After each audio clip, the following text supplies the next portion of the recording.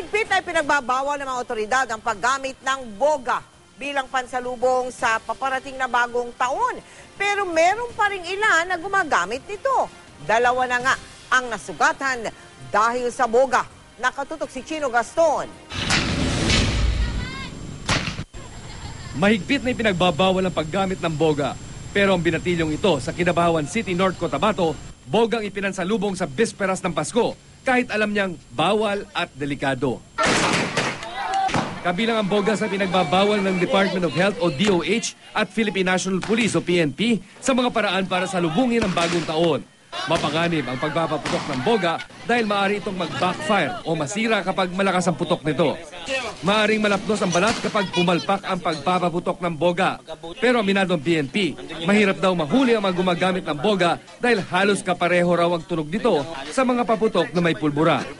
Ayon sa DOH, nasa 3 na ang naitala nilang sugatan dahil sa boga, kabilang isang bata na nagkaroon ng corneal abrasion sa magkabilang mata.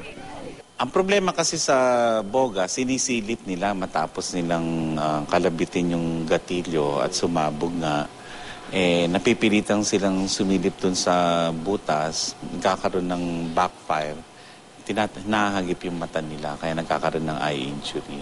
Sa pinakahuling tala ng DOH, aabot na sa 44 ang bilang ng mga firecracker-related injuries sa bansa. 33 ay nagkaroon ng mga paltos at sunog dahil sa paputok. 18 sa mga sugatan dahil sa paputok na pikulo na mahigpit na ipinagbabawal ang paggamit at pagbenta. 2 naman ang naputulan ng daliri at 8 ang nagdamo ng sugat sa mga mata. Kaya paulit-ulit ng panawagan ng DOH, huwag nang gumamit ng boga at mga paputok para iwas disgrasya sa pagsalubong sa bagong taon. Mga bata, huwag na kayong gumamit ng paputok. Ilang araw na lang, magdiriwang tayo ng bagong taon. Hangarin namin, buo ang inyong kamay. Igangnam na lang natin yan. Tinuruan na namin kayo, kaya niyo yan. Chino Gaston, nakatutok, 24 oras.